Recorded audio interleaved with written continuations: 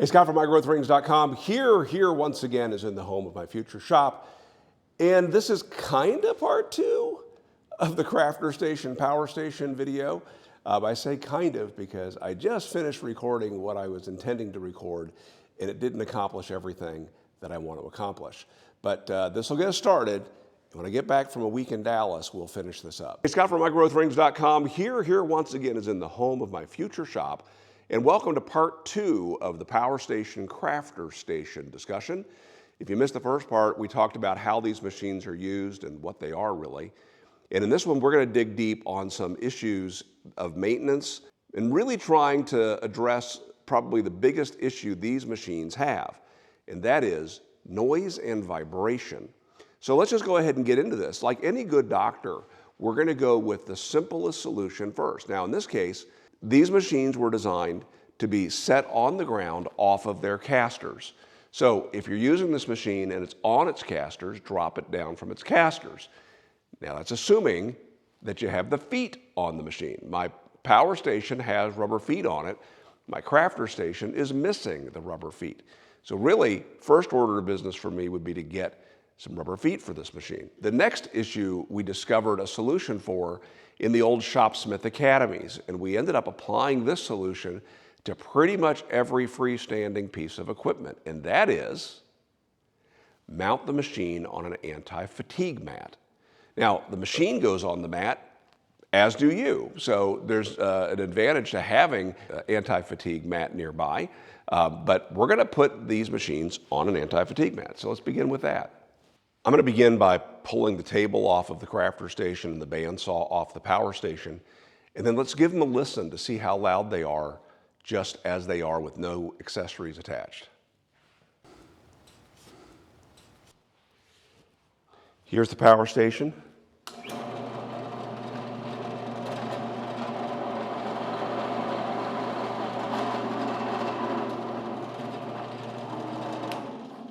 Here's my Crafter Station.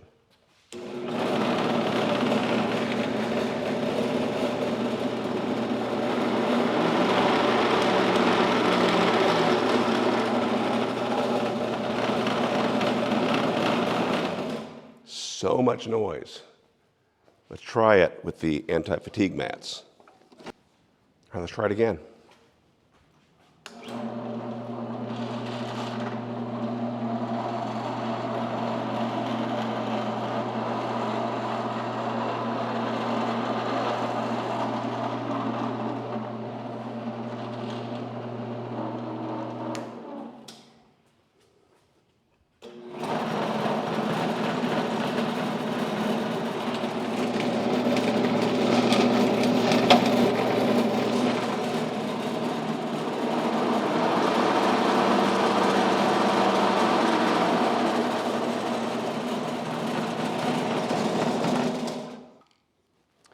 So both a little quieter, but we haven't eliminated the rumbling. So let's tear into these machines. There are supposed to be 4 bolts holding this cover. I'm completely missing one of the bolts here on the Crafter Station. All right, so what we have going on inside here is 3 pulleys, a fixed pulley at the top, a small fixed pulley at the bottom on the motor, and in the middle, we have a variable speed arrangement. Think of it as a split pulley in a way. And this half and this half of the pulley are stationary. They're always that size. But the center portion moves left and right. So if that center portion were to come this direction, it would make this pulley larger. Okay, the belt would roll to a larger diameter. At the same time as it's coming this direction, it would make that side of the pulley smaller. So that belt will drop down onto that smaller pulley. This belt will grow around the larger pulley. Now, how could it do that? I mean, if I did that, if I just shoved this over, it would pinch the belt. Well, the way it does this is by moving this shaft up and down at the turn of this crank. So let's see how this works. If I can do this without bumping into you.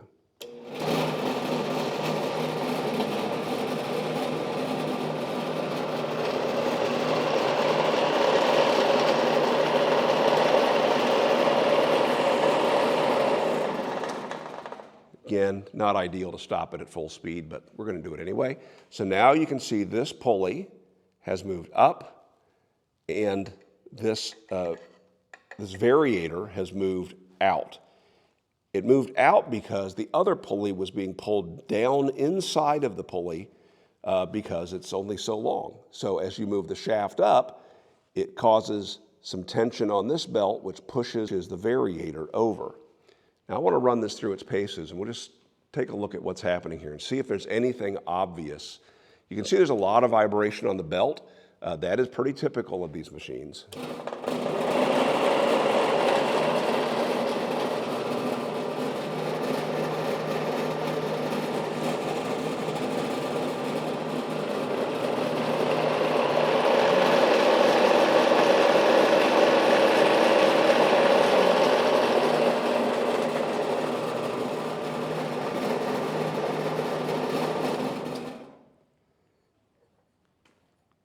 I want to see if those are original Shopsmith belts. Yes, they are. They say Shopsmith Incorporated on them, and they have the proper part number. They both have the same part number.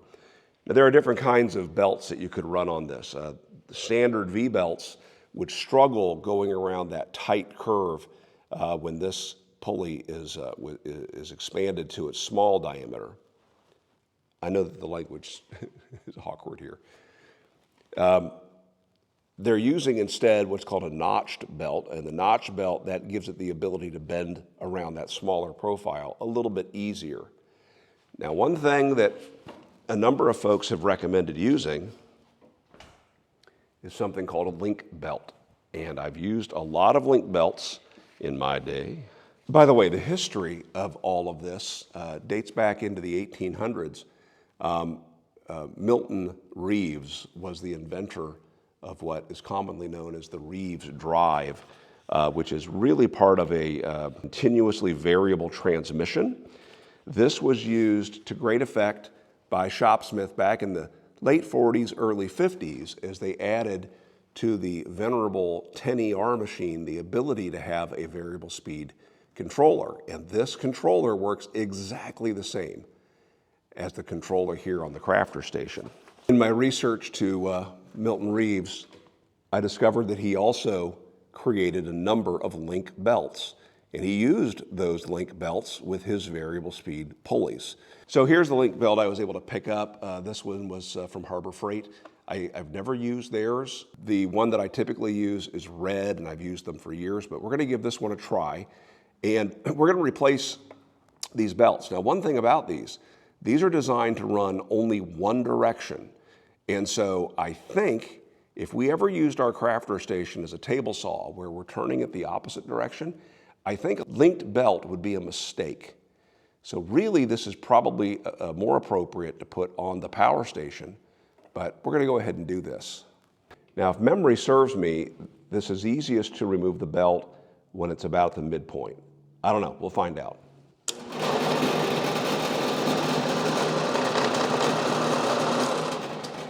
Sure does look like it's looser at this point. And I think we need to get access to the motor pulley. That's going to be the easiest one to remove. So the belt cover here, the belt cover down here, is a box that's bolted through a few of the bolts here. So I need to remove these real quick. I also think we've come to the point where it's time to get this raised up off the floor a bit.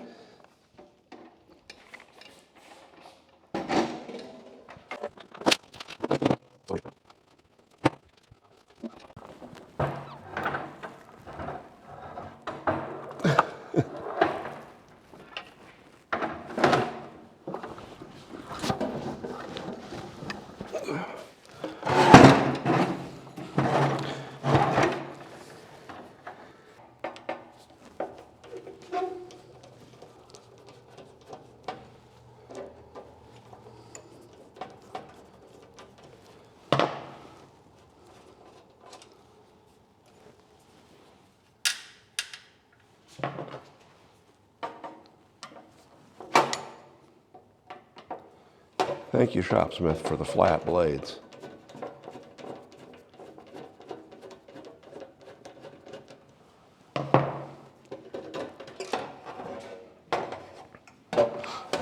Okay, held in place with Tinnerman's clips. And that's right, there used to be a peel and stick cushion that is long gone. That may be part of our noise right there. Let's return our bolts to that so we know where those are. So one weird phenomenon is as this pulley is moving up and down and that variator is moving left and right, it's also pushing the belt left and right. So they're never really actually truly plane or coplanar.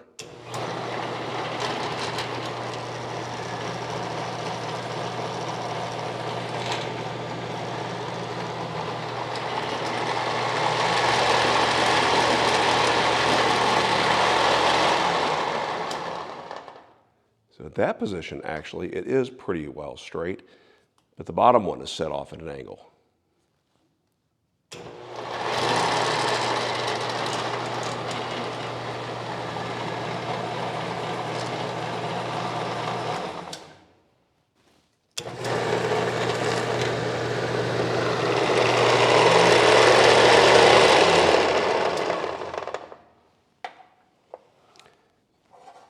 All right, with it at high speed, I do believe I can coax the belt off of the lower pulley.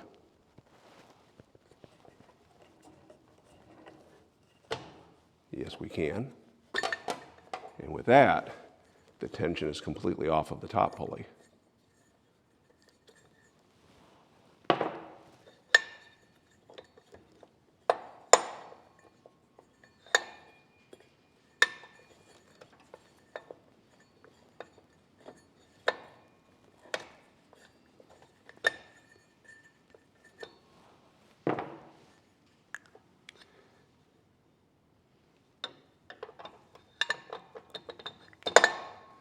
So the manual claims that there's no need for lubrication. Then why is that lubricated? There is a grease on here applied by Shopsmith. It may be that it's going to be long wearing, but I think there's a chance that we'll need to replace that grease at some point. Additionally, the motor itself needs oil. Shopsmith chose a motor that did not have sealed bearings, but instead has bushings. And so about every 50 hours of use, we're supposed to add a bunch of oil to the motor. But let's build us a link belt. So they ship this with the belt linked together as one full belt. So one of the things we're going to have to do is to separate these. And you do that by rotating the link on the back or the inside until you can slide it through the little rectangular slot. And, whoops, I can get out of here. There we go. Now this is made of polyurethane and a polyester fabric, so it is long wearing. And figuring out exactly how many links to use is tricky with this setup because, remember, with our variable speed pulleys, depending upon where I position everything, will determine exactly how big that belt is. So I'm going to put this on, and I'm going to line this up as best I can, and it looks to me like that would be the link I would want to connect. Now I'm going to go ahead and disassemble this from this point. We'll double check. Okay. From there, the manufacturer tells you to count links. And depending upon who made the belt, there's a different number for each of these. But for this particular belt, if I have 20 links, I'm supposed to remove one. We have 24, so we'll go ahead and we will remove one, bring it down to 23. And now we're going to bring this together. We link here. This is the easy one. And then this next one has to pass through 2 layers. Now you want to be gentle with these too because you can break off these little tabs on these links if you're not being careful. You can probably break them off even if you are being careful, so be extra careful. How about that? This seems to be harder than with the red links. Okay, what a maroon. That's right. You turn these inside out. Completely forgot about that.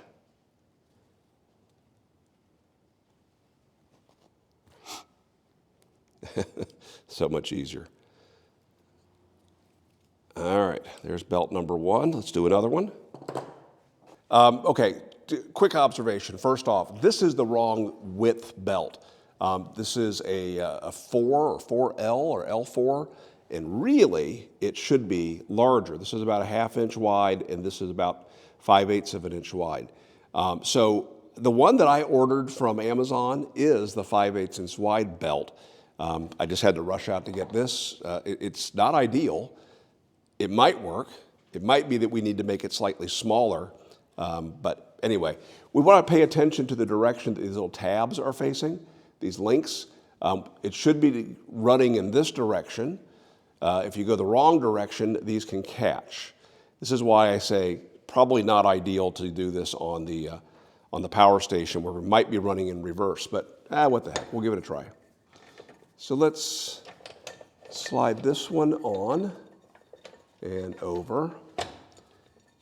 And I really don't want that to be in the way at all. So I'm just going to kind of tuck that over to the top like that.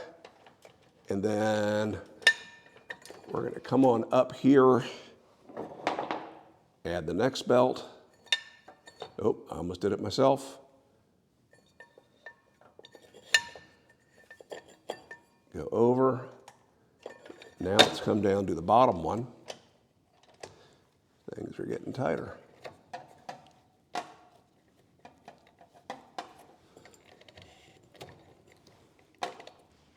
All right, I think I got to do the thing I didn't want to do, and that is we're gonna lower the motor, which will lower the pulley. So the motor is held in place with 4 bolts with nuts above and beneath the plate that hold the motor. If I remove or loosen the nut on top, it'll allow the motor to float up. If I don't turn those nuts on the bottom, I can later tighten it right back down to where it was. What's important is we need this to be level, and we don't want it to be sitting at an angle, which maybe it's slightly angled right now. 20 minutes later. Well, there is absolutely no room up there for a hand and a wrench.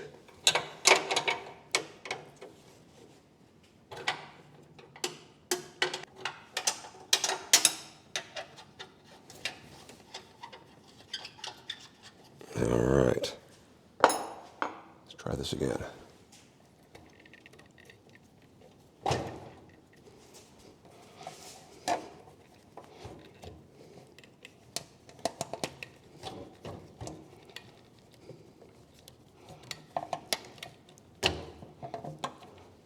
All right, we are on. It may not be right, but it's on. All right, let's try this. Let's try this. Who knows? Who knows how this is going to go? Oh, good. I unplugged it.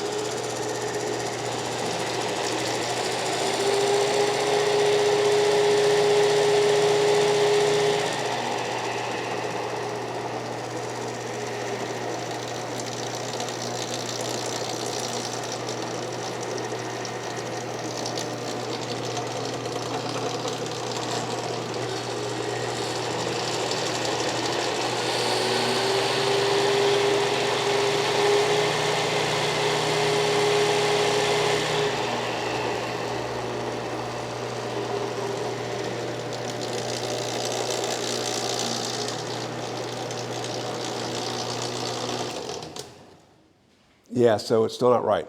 We need that wider belt for this to work. Dang, damn it. So as you can see, not perfect, and because of that belt being narrow, we're not getting the proper fit within that variable speed pulley. It's dropping too far down. In fact, it's going so far down that it's beyond the normal travel, and we're actually losing power at the very low end. Got to have the right belt for this to work. So let's recap what we learned. Starting from the simple things, get it on an anti-fatigue mat, make sure you got feet on the bottom of it. Check to make sure that your belts are in good condition and they're not too narrow. As these things run on this type of a system, the sides narrow down, and this should measure about 5/8 of an inch. The part number still available from Shopsmith, I believe, is right there. And if you want to try the link belt, I would suggest getting the right size. Lesson learned. We'll do a Q&A at the end of the week when I get back from Dallas. Don't be too harsh on me, please. There's a lot you can say. I know that there is. And we'll address those questions, comments, and cheap shots then. And by then, I will have the correct belt on hand. We can finish this task and see if it makes any difference. Make it a great day.